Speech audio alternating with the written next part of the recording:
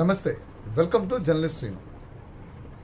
Video ఆశాంతం చూడండి. Video చూసే ముందు చిన్న నోట్ని పరిగణలో తీసుకోండి. మీకు కంటెంట్ నచ్చితే కనుక ఛానల్ని సబ్స్క్రైబ్ చేయండి, ఫార్వర్డ్ షేర్ చేయండి, అదేవిధంగా లైక్ చేయండి. మీ అభిప్రాయాన్ని కామెంట్ రూపంలో వ్యక్తపరచండి. కుప్పం నియోజకవర్గం గెలవబోతున్నాం అనేది 2024 సార్వత్రిక ఎన్నికల్లో జగన్మోహన్ రెడ్డి ఘంటాపదంగా చేసినటువంటి కొన్ని వ్యాఖ్యలు.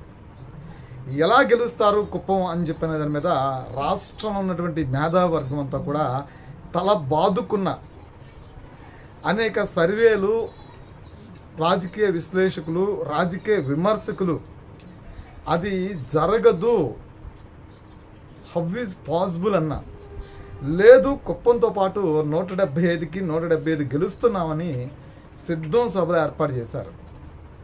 సిద్ధం సభల ద్వారా ఇంకా ఘంటాపదంగా రాష్ట్రంలో ఉన్నటువంటి ఇంకా ఇక్కడ రాజకీయ పార్టీలు కానీ రాజకీయ నాయకులు కానీ ఏమీ లేదు, ఉన్నది ఒకే ఒక వైఎస్ఆర్సీపీ పార్టీ, ఎప్పటికీ ఉండేది ఒకే ఒక ముఖ్యమంత్రి వైఎస్ జగన్మోహన్ రెడ్డి అనే విధంగా ఆ ప్రసంగాలు చేశారు.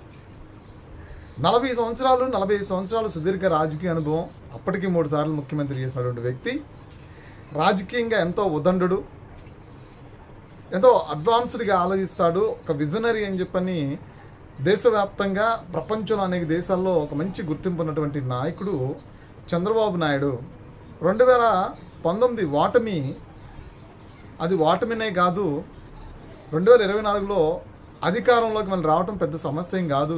చంద్రబాబు నాయుడికి జగన్మోహన్ రెడ్డి పరిపాలన ఆశాజనకంగా లేదు, చాలా ఇబ్బందికరంగా ఉంది, అన్ని వర్గాల ప్రజలు ఇబ్బంది పడుతున్నారు, సహజ సంపదలను దోచుకుంటున్నారు, మౌలిక సదుపాయాల కల్పన అసలు లేనే లేదు, అట్లీస్ట్ రోడ్లు కూడా పోయలేదు అని చెప్పిన దాని మీద పెద్ద ఎత్తున చర్చ నడిచింది. అవి కూడా గాలి కుదిరేసి ఈవెన్ కుప్పంతో పాటు గెలవబోతున్నాం అని చెప్పారు. సరే, కుప్పం గెలవలేదు. స్థానిక సంస్థల ఎన్నికల్లో కుప్పం గెలిచే ప్రయత్నం చేశాక ఆ స్థానిక సంస్థల ఎన్నికల్లో కుప్పంలో గెలిచారు. అది కూడా ఎలాంటి గెలుపో అక్కడ కుప్పం ప్రజలకి తెలుసు, అధికారులకి తెలుసు, పోలీసులకి తెలుసు, రాజకీయ విశ్లేషకులకి, విమర్శకులకి, మేధావులకి అందరికీ తెలిసిన అంశమే ఎలా గెలిచారు ఏంటనే దాని మీద.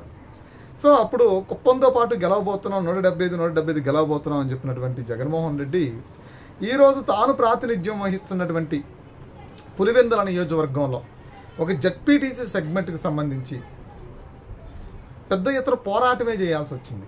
మరొకసారి హింసను పరిచయం చేశారు, మరొకసారి పోలింగ్ని అంత అడుగడుగున అడ్డుకునేటువంటి ప్రయత్నం చేశారు, డబ్బులు పంచారు, మద్యం పంచారు, ప్రజలను ప్రలోభాలకు గురి చేశారు.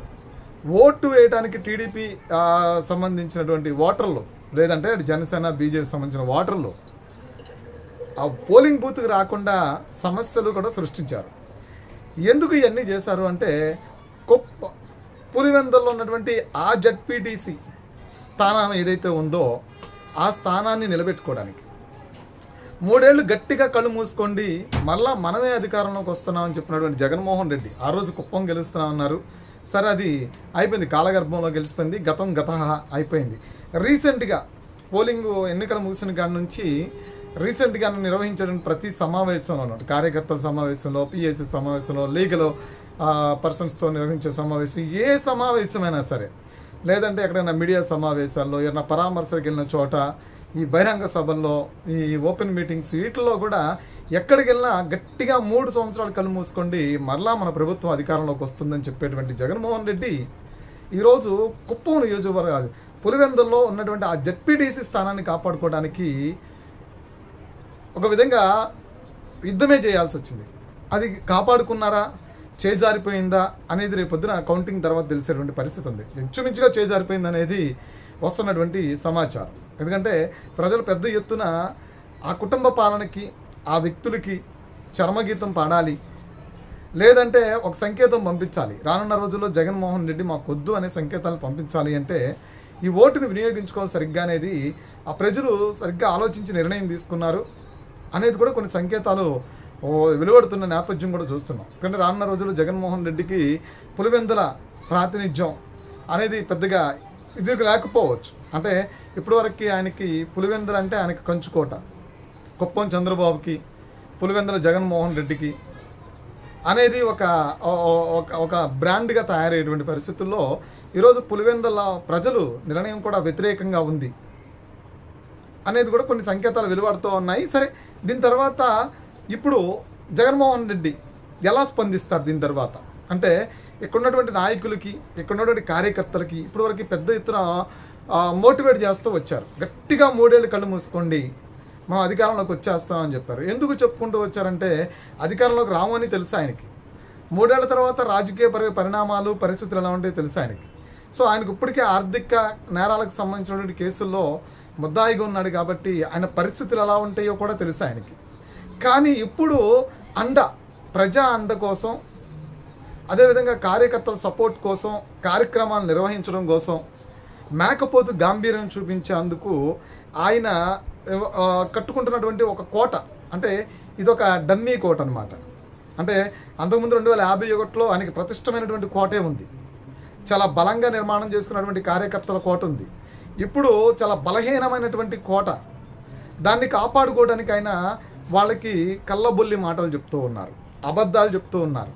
ఎందుకంటే వాళ్ళ నిర్ణయాలు మారకుండా మనమే అధికారంలోకి వచ్చేస్తాము అని అటు పక్కన టీడీపీ మీద, ఇటు పక్క జనసేన మీద, బీజేపీ మీద వాళ్ళకి విషం కలిపి వాళ్ళకి పట్టిస్తూ, అంటే లేనిది ఈయన సమస్యని వాళ్ళ సమస్యలాగా, ఈయన చేసిన నేరాలు, ఈయన దోచుకున్న దోపిడీ బయటికి రాకుండా ఉండడానికి వాళ్లే నేరాలు చేస్తూ ఈయన ఇబ్బంది పెడుతున్నట్లాగా అలాంటి కొన్ని అంశాలని క్రియేట్ చేసుకుని ఈ అమాయకులైనటువంటి కార్యకర్తల్ని బయటికి వెళ్ళిపోకుండా, ఆ నాయకులు బయటికి వెళ్ళిపోకుండా వాళ్ళని ఆయన కట్టుదిట్టు నుంచి ఉన్న 3 ఏళ్ళు కళ్ళు మూసుకుంటే అధికారంలోకి వస్తారు. సో ఈరోజు 3 ఏళ్ళు కళ్ళు మూసుకుంటే అధికారంలోకి వస్తారో రారు దేవుడు ఎరుగు. ఈరోజు పులివెందుల సొంత నియోజకవర్గంలో ఆపసోపాలు పడ్డారు. పులివెందుల జెడ్పీటీసీ సెగ్మెంట్ కాపాడుకోవడానికి ఆపసోపాలు పడ్డారు. ఎన్నికలను అడ్డుకున్నారు, అన్ని ప్రయత్నాలు చేశారు, కానీ ప్రతి ప్రయత్నంలోనూ వైఫల్యం చెందారు. అసలు మొదటి విజయం ఎక్కడ వచ్చింది టీడీపీకి కానీ, లేదంటే మొదటి విజయం ఎక్కడ నమోదైందంటే అక్కడ ఎన్నికల నిర్వహించడంతోనే, 30 ఏళ్ల తర్వాత ఎన్నిక నిర్వహించడంతోనే, ఏకగ్రీవం కాకుండానే మొదటి విజయం నమోదైందని చెప్పుకోవచ్చు. టీడీపీకి మొదటి విజయం అప్పుడే నమోదైందని చెప్పుకోవచ్చు. ఆ టీడీపీ ఈ పులివెందుల కంచుకోట ఏదైతుందో దాన్ని బద్దల కొట్టింది అని కూడా చెప్పుకోవచ్చు. టీడీపీ క్యాడర్ అంత బలంగా పనిచేస్తుందని కూడా చెప్పుకోవచ్చు అక్కడ. సో ఇప్పుడు ఈయన అది కాపాడుకునే ప్రయత్నంలో ఎన్ని చేసినా ఫలితం శూన్యమైంది. సో రానున్న రోజుల్లో భవితవ్యం ఎలా ఉండబోతుంది? 3 ఏళ్లలో కళ్ళు మూసుకుంటే అధికారంలోకి వస్తాను జగన్మోహన్ రెడ్డి, 175 నియోజకవర్గం గెలుస్తామని చెప్పిన జగన్మోహన్ రెడ్డి మాటని ఇక మీదటి కార్యకర్తలు నమ్మేటువంటి అవకాశం ఉంటుందా? ఇప్పుడు పులివెందుల పరిస్థితి, పులివెందుల్లో రాజకీయ సమీకరణలు మారాయి. మొదటి విజయం వాళ్ళు పోటీ చేయడంతోనే, ఎన్నిక నిర్వహణకి వెళ్ళడంతోనే. అంతకుముందు 30 ఏళ్ళు ఏకగ్రీవాలు, ఇప్పుడు ఎన్నికలు జరిగాయి. ప్రజలు పోలింగ్ బూత్కి వచ్చి ఓటేశారు. 30 ఏళ్ల తర్వాత 11 మంది అభ్యర్థులు పోటీ చేశారు. సో ఇది ప్రజా విజయం అనే చెప్పొచ్చు.